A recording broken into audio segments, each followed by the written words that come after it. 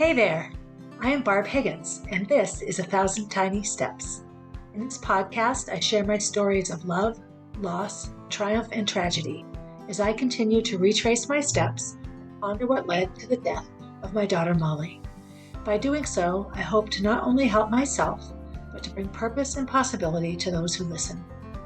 If you are ready to laugh, cry, shake your head in disbelief, then tie, buckle, face up, or slip on your shoes and join me as we begin our 1,000 Tiny Steps. Hey everybody, Barb Higgins here, welcoming you to episode 118 of 1,000 Tiny Steps. So today's episode is wicked exciting for me because I have this person here. So if you're watching, you can see Leda. Her name is Leda Peterson, and she does this amazing podcast called The CrossFit Lady. So those of you who know my love affair with CrossFit know that I would be totally into this podcast right from the beginning. And my wonderful editor actually found it for me. And I listened to Leda for the first time when I was driving to my level 2 certification weekend. And I was nervous and anxious and excited. And her voice calmed me down the whole way up and the whole way back. And one of the things that I loved about her podcast and continue to love is that, like me, she shares a lot of herself and what's going on inside the mind of Leda and her heart. And those things connect directly to what she does in her life. So when we finally met, yay, it was a no-brainer for us to be on one another's podcasts. So Leda, welcome to the podcast. Thank you so much. I know I am very excited to finally be doing this with you because I feel like, it was just a universe kind of brought us together. And so really excited to be here. So thank you. Yay. This conversation will be us sort of going back and forth, just digging deep into the realities of Barb and Leda. Just tell me a little bit about yourself, just where you grew up, who you are, how you came to be you. Right. So I don't think I've shared any of this. This is like totally exclusive out there. I don't even think I've shared this. I know for a fact I haven't shared it in my podcast, but I'm actually born in El Salvador. And so I was born there and we emigrated to the United States when I was about 6, going on 7.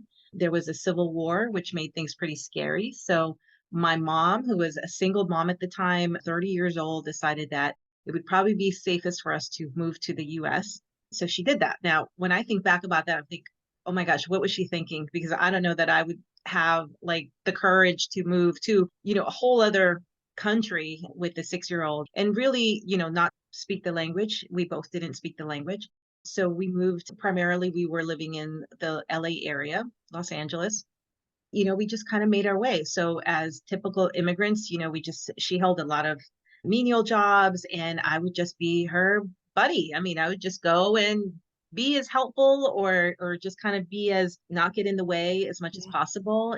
And so, we went through a lot of hardships and some good times, because even when you're poor as a kid, that doesn't concern you. You're just there for the good times, and thankfully my mom is the kind of mom that even when we were limited, money wise, she would find a way to have fun. There used to be a place called Marine World. I don't even think it exists anymore, but it was similar to Sea World.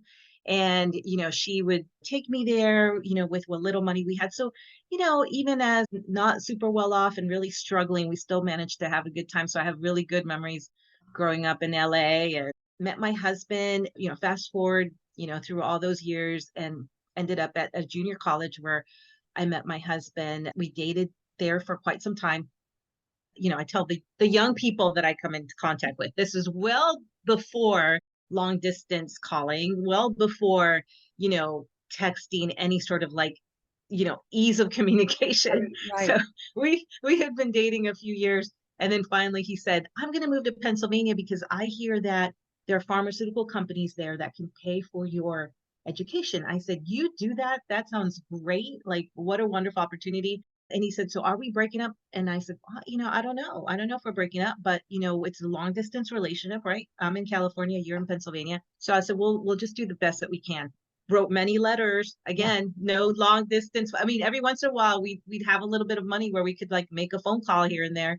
But we managed to stay together for 4 years. And, we've been together ever since. So we just recently celebrated 25-year anniversary, but we've been together for 32. Wow. So since we were 19. Yeah. So that's amazing. All right. So what made you finally decide to move to Pennsylvania? So he made me decide because he was out here working and, we, at that time, we said, okay, well, let's make a go of this life together. And we decided that I would move out here to the East and we got married and just settled here.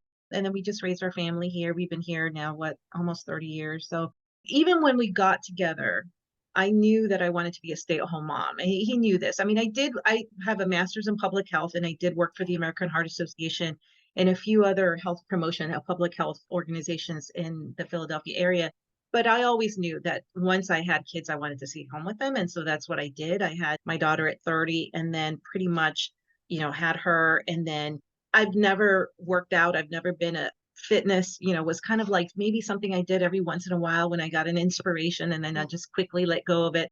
But once I had kids, I never even considered doing any sort of exercise. I just wanted to like pour myself into motherhood and do all the things. And I'd never thought about anything about myself. I didn't really consider my health. I didn't consider that.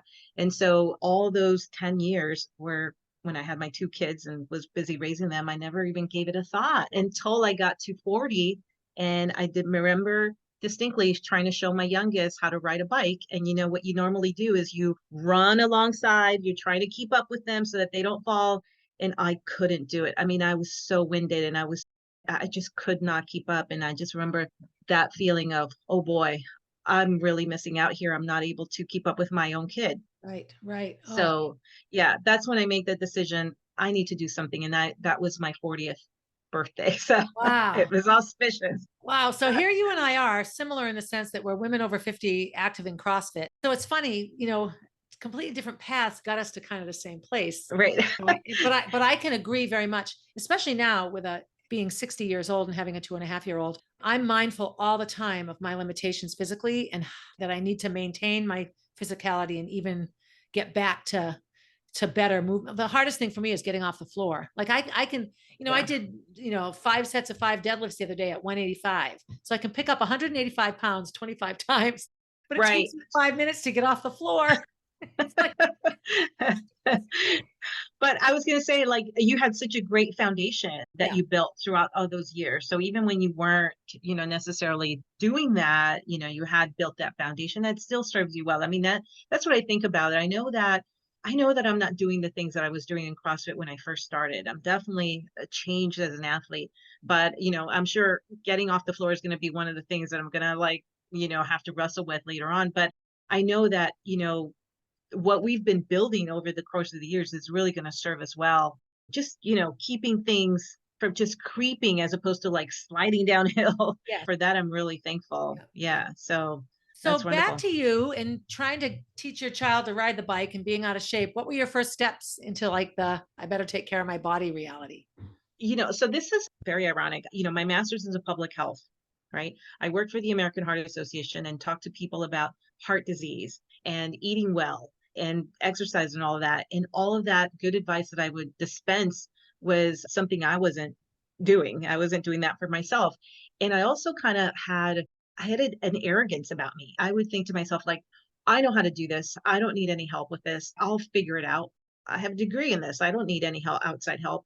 And it took a little bit of me like getting off my high horse and humbling myself and saying, you know what, you don't have this. You need to go and find somebody that's going to get you on the right path. Yep, And yep. at the time, I really wasn't sure what that was. I just knew that I didn't want to consume any ready set meals. I didn't want to take a shortcut that way. I've always been somebody that be like, just show me the right things to do and I will do it. I will apply that. And for me, I thought Weight Watchers was a good approach because in general, they kind of, yes, they do have some prepackaged foods, but you don't have to go that route if you don't want to. They have sensible information to give you and kind of start you off on the right path. So I started going to those meetings and that really helped a lot. And then I added in exercise. I will tell you that walking around my neighborhood hurt my hips. It hurt my back, hurt my legs. I mean, I just wasn't used to it. Then I started with yoga. That was, very humbling too. Couldn't hold a pose. I just didn't have the balance. Like everything was off. Little by little, just trying to be patient with myself. And I think, you and I are similar in like, we are kind of pit bulls, once we get an idea in our head and we have a goal, let's just go after it. And I am very driven that way. I've always have been, okay, this is the goal that I want. And the goal was really to be there for my kids. I wanted to be that mom that could keep up with them and not have to worry that I didn't have the energy. And so that was in the forefront and, just kept at it. Along the way, I did find a CrossFit gym that had just opened up. And I'm still friends with the owner of that CrossFit gym. We're still friends to this day. The wonderful thing about, having the same email address. It's kept all these messages that I've Oh, from 2015 when I was emailing him saying, "Are you sure there are 43-year-olds doing CrossFit? Can you assure me that I am going to be okay?" And then he's sending me back.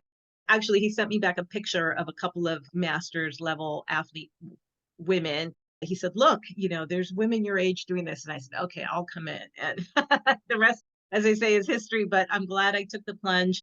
I've never looked back. yeah. This has been just a wonderful, wonderful experience, wonderful journey for me. Oh, Yeah. same Yeah. here. Do you remember your first workout? Yeah. Mine was Nasty Girls and Oh, I have it, yeah, right. Heavily scaled. I think I was definitely doing jumping pull up. And so every time it comes around, it's a nice reminder of where I yeah, started. yeah. When I travel, I like to go into different gyms and I just went to one and there was a woman there and it was her second day and she looked at me and I was congratulating her for coming in. I said, "This is awesome." She was in her 40s and she looked at me and she said, "When will I stop being sore?" And I said, "Oh, it'll be a while, but it's going to get better. Trust me." But that took me back because I remember Oh, that, my kids would my kids were still young and I would come home and I'd say, "Can you give mommy a back rub?" And I would always be asking for like back rubs and massages because it was, you just have that yeah. soreness. Yeah, I was sitting on Yeah. the couch and Molly and Gracie were like in a kitty corner love seat, small couch. And I went to get up and I was like, "Oh," and so I had to slither onto the floor and then turn over and push myself. They still, oh, they'll never, well, Molly doesn't remember now, but I mean, Gracie still remembers. Yeah. We still talk about the early days of CrossFit. So yeah, Yeah. I loved it. I Yeah. loved it. Now, have you ever been competitive or has it always been really about fitness for you? I think it's mostly been about fitness. I will say that I'm not competitive. However, when that clock goes off, you have the previous class, you've had time to like digest what the person, there's always a person that you look up to in your gym, right? Yes, yes. And though I kind of clock that person's time and what they did and all of that, and then I'm telling you that a little something kicks in for me. I won't say I will at this age, and the older I get, the more I realize like, don't push it. Yeah. You got to come back the next day. Be careful. But I do have a little bit of sense like, let me see if I can get one more rep. Yes. Let me see if I can add another 5 pounds. Yes. And then, competitive mostly with myself, I would Yeah. say. I love those Um, as a coach. I love those athletes. There's a group of men at one of the gyms I coach at, and whenever one of them comes in and they haven't been in the class where all the other ones are, like if they have to go to a different time of day, first thing they do yeah, is go to Wodify and log in and see what everyone else did. Okay, now I have right. my goal, and I'm just like, oh, Oh, God, God. it's I fun. know. Tell me about your coaching journey, going from can I even do CrossFit to being a level 3 coach. For those of you not Yeah. familiar So with CrossFit, level 3 is like solid. It's not an easy certification to get. well, yeah, like I got my level one, believe it or not, it hasn't even been 2 years. It'll be 2 years this month. I think coming up in maybe another week or so, it'll be 2 years since I got my L1. And mainly because my daughter went to college and my son was 14, 15, not really needing me around. And I did go back into the workforce, basically with what I left behind, which was doing grant writing for a health education organization and I hated it. I've now just cannot sit at a computer for hours on end. I cannot be sedentary. I just really, I tried and it just wasn't working for me. So let that go. And then my husband says, "Well, what brings you joy? What do you enjoy? What would you, not get sick of doing?" And I said, "CrossFit." Like it sounds so silly, but I said, I really enjoy CrossFit. I enjoy learning about it. I enjoy being part of it. And so he said, "Why don't you take the level one and see what that's about?" So I started with that level one, got a lot out of that, started coaching almost right after I took it. And then, just wanted to then, like I said to you before, once I get a hold of a Yeah. goal, I'm like, let's go for it. I'm not wasting any time. I'm in my 50s now. So like I said, I don't have time to waste. I have limited amount of time, I guess you could say, to be on the floor as a coach. So like I just want to get things going.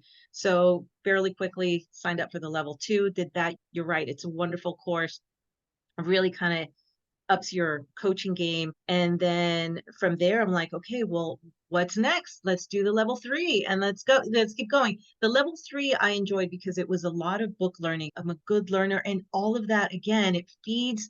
If you like to geek out on CrossFit, that really kind of feeds the beast. And I like to share that information. I think people, I don't know, that I'm the kind of person, like, if I'm doing something, I want to learn all about it. Why are we back squatting this way? Why are we supposed to, raise the bar way over our head and make sure that we have it fully elevated? I mean, just the nuances are Right. really appealing to learn. So I like to share that in my classes as well. Yeah. And, future goal, level 4. Why not? Like, there it is. Yes. Why Yes. stop now? So, Exactly.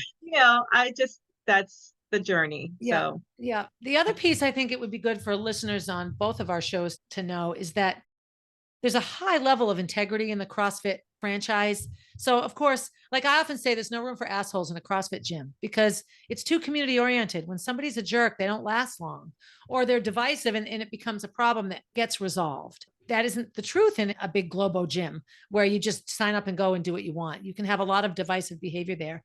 In my trainings, so the 2 times I've taken the level 1 and my level 2, the level of integrity around the knowledge they're imparting, around the reasons why the philosophy is the way it is and what the desired outcome is just so transparent to me. It's something like I have no trouble supporting the CrossFit philosophy because I don't feel that it's a gimmick. It has all the monikers of a gimmick. CrossFit, it's a new thing, and all the things that people say about it and all the little lingo and this and that. But I have a master's in health and mhm. adaptive phys ed. So a bachelor's in elementary and special ed, then a master's in PE and health with a specialization in adaptive PE. So I've spent my entire life scaling elementary PE and middle school PE and high school PE, either scaling the activities or scaling how they're presented. So what do I need to do for the student to allow them to fit in? Or what do I need to do to the activity to allow them to fit in? Which is just scaling, scaling, scaling, scaling. So when I first joined CrossFit and saw the workouts and saw that, I can't do pull-ups yet. Well, you don't need to do pull-ups. There's 3 or 4 other things you can do instead. Oh, Mhm. and so when you look at the end of a workout, it's like competency-based education. You've met the Mhm. competency. You've shown that you understand the competency at your level. You've picked up 50 pounds or you've picked up 150 pounds. Whatever it is, you've executed it. So I don't have a hard time. I don't have a hard time supporting and pushing CrossFit because I believe in it so much. Also for me, and I would love to hear if you have any of this as well, it's been a huge emotional savior for me. One of my first gym owner coaches had a very bad accident in the military and lost a lot of friends. And so there's all that survivor guilt and then all the trauma from remembering what happened. And he was in a very bad place. And he attributes CrossFit to keeping him from ending his life. And so Mhm. for me, I found CrossFit, a few months after a really traumatizing job loss. When Molly died, that same coach brought Gracie into the gym and said, "You need to come here 3 times a week." And he didn't make her pay. And he just took her under his wing and just, he coached her and he was hard on her. And sometimes she cried because that's who she is. But Mhm. that element of CrossFit isn't lost on me either, how much it helps me here. Do you have any experiences like that? Oh, absolutely. Every day. I mean, and that is the thing. I mean, people joke, and I've heard people joke saying like CrossFit is my attitude adjuster. If I'm not here, my whole mood is off, and that I can attest to that same thing.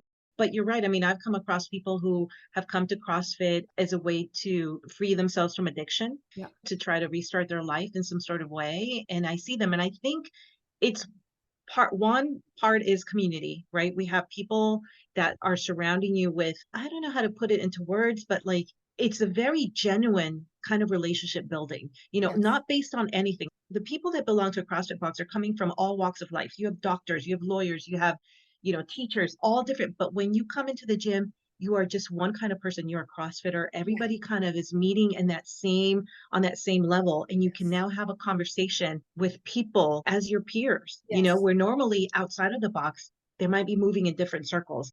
So that's number one, and that we become a really tight group. The types of workouts that we do are grueling, and they do, we talk about how it's not just physically taxing but mentally. There's a lot of like pushing through that. There have been some times when I've actually cried, Yeah. through some workouts, Yeah. and it's not because my body's hurting, it's because mentally I'm just like, can I push myself anymore? I mean, it's really taken a lot out of me. Now, just like you strengthen your body, that gets stronger as well. But so it's definitely has helped a lot. And I think that when we share that experience, I don't Yes. want to say it's like shared trauma, but it sort of is, But it is you know, though. it is. I mean, you come and then you fist bump, and that there's a little magic in that fist bump because you're Yes. telling somebody, I understand what you've just been through. And you know what? You did a good job. You pushed yourself, and I'm proud of you. It's all that is said with that fist bump. And that I Exactly. just think it's cool. Yeah, I would agree. Coming into CrossFit as a coach, so I coached girls cross country, and my biggest team was 60 girls. Now, keep in mind, Wow. only 5 score. 6 and 7 are in the scoring, but they don't count in the points they Mhm. displace. So I had 53 girls that on any given day were just there, right? They didn't need to be there in terms of the win or loss of the meet. And one of the big things that I spent a lot of time on with them was creating the community. So I would make them wear their uniform shirts to school to practice when I handed them out. Everyone go change and put this on. What's on your shirt? Oh, the letter C. What's on your shirt? Oh, the letter C.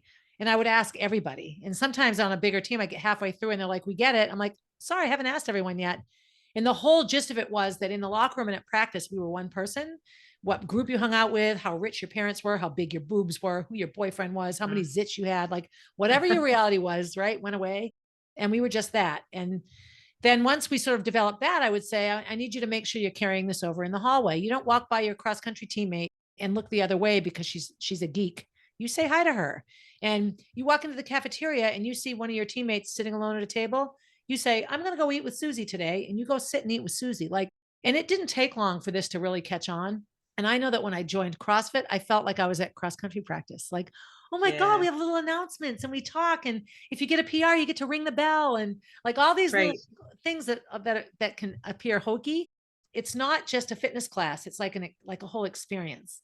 No, there's many times that I thought of like experiences at the box that I think, wow, I wish this could carry over more Yes. so in the real world, as you Yeah. say. But Yeah. yeah, that's a great example of Yeah. that. I agree. They show up for people, I think, because I think we do get a chance to get to know each other on a very individual Yes. basis. We get personal, we have those talks. And I think then it makes it so that you're not judging people. You understand there's more to them than that what you're Yes. just seeing, which is not something you get really anywhere. I mean, it's No. very hard to kind of make these connections anymore. That's Oh, another thing that I appreciate about it. Like you were saying in the, earlier on, is that, we have kind of a disconnect, in other parts of the every day, but yes. the box is the one place where you actually are talking to people face to face, not on your Yes. phone, getting to know Yes. them, getting the little tidbits about what they did this weekend and what they're Yes. going to do next weekend. So, it makes it family really Oh, more than oh my community. gosh. You Yep. described a family pretty Yep. much with Yeah, John, exactly. the owner. Yep. Yeah. Yeah, it's the same thing. Tell me about some of No. your favorite coaching things. Yeah, well, first of all, I love new people. Doesn't I mean every coach loves a new person coming in, never have done CrossFit, don't know what anything means, and they're coming in for the first time, and I get giddy, because I'm like, I'm so excited for you. And they're kind of looking at me like sometimes I have to tell myself to like tone it down so I don't like come Yep. off as creepy because I get too excited. So new people are great just because you want to do right by them, but like I personally don't feel like I got great coaching. I've been doing CrossFit for about like 8.5 years. And I know like my coaching was like spotty and I have some gaps. And so now that I know better, I want to do better for them. And so when I do see new people, I'm like, let me start you off on like a really great, great mechanics, get you moving really well. Yeah. And so that's exciting. My passion, as you know, the whole reason why I started CrossFit podcast is I really want to see more women Yes. over 50. If they've already started CrossFit, I don't want them to quit because they feel like they've aged out. Right. I want them to continue. Or if they've never done it, I want them like start. I Yes. am a one person experiment. I can say, look, I wasn't fit, I wasn't athletic at all. And my experience now being postmenopausal is so much better because of it. So like I'm really passionate on getting women 50 and over to come in.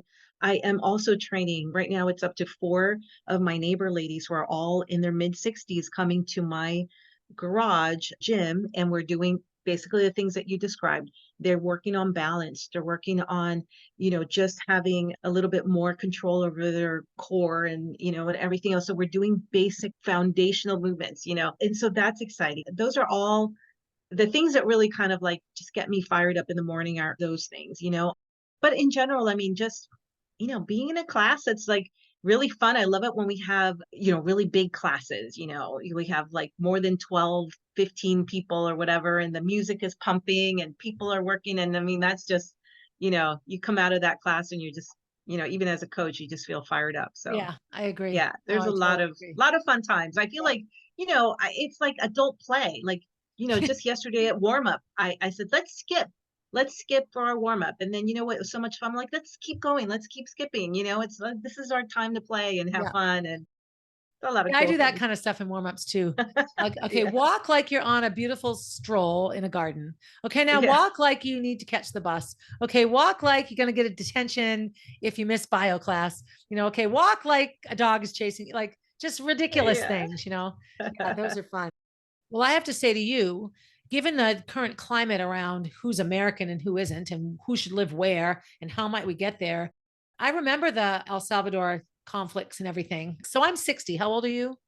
51. Right. So 9 years difference. So when you were 6, I was 15. So I remember all through my high school and college years, a lot of what was going on in those small Mhm. countries that I'd never heard of until this. And then you come here and you don't speak a language and you only have your mom and you're in LA, which is a melting pot for sure. But I just think those stories also have such meaning and value because, I had your classic Northern New Hampshire, United States white Christian girl upbringing, like I am exactly, I don't know what I am, but your story would fascinate me because it's the same things all little girls do. They want to have fun, they want to eat ice cream, they want to play, they want to look pretty. But you and I look out of two completely different sets of eyes. Yeah, I've contemplated for many years writing a book because, we went through a lot. It was funny because, and I don't know if how you feel about how time changes when you're going through something. Time, it just exists on a whole different plane. And Yes. so I knew maybe I need to get a ghostwriter because I've been contemplating this book for so many years. And finally I sat down one day and I said, let me think about what I would narrow it down to, what years. And when I narrowed it down, I was shocked that it was only 7 years of my life because it felt interminable. I mean, Yes. it just felt like I said, really only 7 years, but Yeah. so much was compressed and happened Yes. during those 7 years. Yes. And actually, I was writing this morning because what I've started doing is just basically taking memories when you're young and you have trauma, memories kind of come in spurts. And so what I'm trying to do is to capture them and then just kind of hurry up and like I jot down notes and then I go in and flesh them out as much as I can. Sometimes I'm able to talk to my mom and get a little bit of information, but the one that I wrote this morning was about we lived behind the Man's Chinese Theater in Hollywood, and I had to walk to the local elementary school, which is called Selma Avenue Elementary. And I remember I didn't speak a whole lot of English. I must have been about 8 or maybe just turned 8, and I had made it one friend. She and I played, in the school grounds or whatever. And then as the months went on, I started making other friends. And I think this original friend felt bad that, it wasn't just her and I anymore. Unbeknownst to me, she probably complained to her mother. Anyway, one day I was leaving school to walk back. My mom was working at an Arby's just down the street, and I was gonna go to her job and wait out her shift when I felt a woman grab me from behind, and she had a knife to my throat. So the thing is that I didn't see the knife, but what I could see was all the other adults and children kind of looking at us. And she was saying things. Now, I didn't understand that. I didn't speak English very well. I could hear her, angrily whispering to me something. And she was like kind of shoving me around with her body. And I could see the expression of other people looking at us, but I had no clue what was really happening. And I'm kind of glad that I couldn't look Yeah. down and see that she was brandishing a knife. Eventually, there were teachers that were, I could tell they were like, using their hands saying like in Yes. this calming down motion, like calm down and trying to de-escalate. And they finally did, were able to like get her off of me, and the police were there and they arrested her. So that's just, that was just a day. And then, my mom remembers, we were just talking about it. She does remember that they called her at work and said, you need to come down and pick up your daughter. So she went, but they didn't, they just kind of, it was very matter of fact. And she said they didn't even really go into the whole scenario. They just said this happened and she got arrested and okay, goodbye, we'll see you tomorrow. There was no like, you can press charges or you Right. can, maybe take, there was just kind of, that's the So then you immigrant have to go experience. back I to think you just school. kind of have to go. You just, Oh my oh, goodness. so sorry this happened to you, and Yeah. goodbye. We'll see you tomorrow. Yeah. That's just another day, that Yeah. kind of thing. But I can't even wrap my head around it, quite honestly. Wow. But you remember it. You remember it. I'm sure yeah, you remember smells and feelings and a flash of color. Like some of my traumatic memories are that way. Have you yeah. ever read the book called The Body Keeps the Score Yes, yes, by Besser yeah. Van That was a hard read for me. I had to put it down and pick it up and put it down and pick it up. But I look at also like the intergenerational trauma. So think about, your parents and grandparents and whatever traumas they went through living in El Salvador and then whatever you come through here. So I look at my parents and my family, my parents, my grandparents, and all the stories I've heard of them. And we just intuit so much of that just in the process of growing in our bellies and, and passing along. And I just memories like that one single event, and then the many like that might occur in a life just orchestrate so many other things, Right. because you have a mindset now or a reaction or a fear. Wow. Well, I know that, that all those bits, all those situations, right, where we had that trauma. And also I've been, sexually abused too, because we were vulnerable. When you're vulnerable in this country, you have Yes. lack of good childcare, lack of good, just anything. We didn't Yeah. have a whole lot of support. So those things happened to me too. You learn how to engage with the world in a different way. So like, I'm Yes. very much a people pleaser. Yeah. Oh, That's my survival mechanism, yes. Don't say no. I always, no, not confrontation, yes. so like we have a way of being able to survive, Yeah. and I have to accept that about myself. And that I think not until this now, this time that I'm, in my 50s, that I've like recognized that as, oh, that's what I was doing. I was just trying to survive, Yeah. and that's Yep. what I had at my Yep. disposal.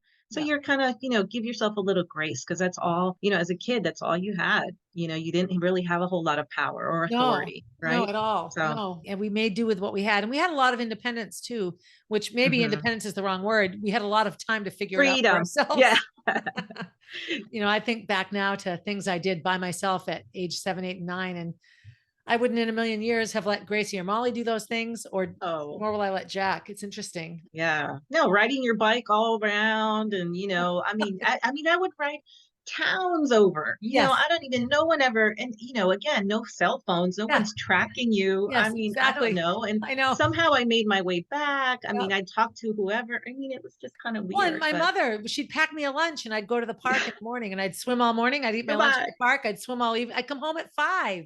I was by myself for 8 hours.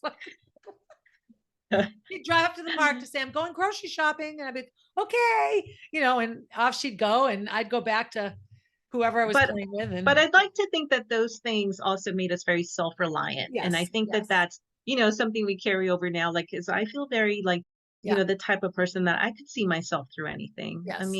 Well, we could navigate social situations better navigate. and figure things out. Yes. Yeah. Yeah. Yeah. I feel like So we could drive the train, and I look at Gracie and there are times that she is still a passenger on it.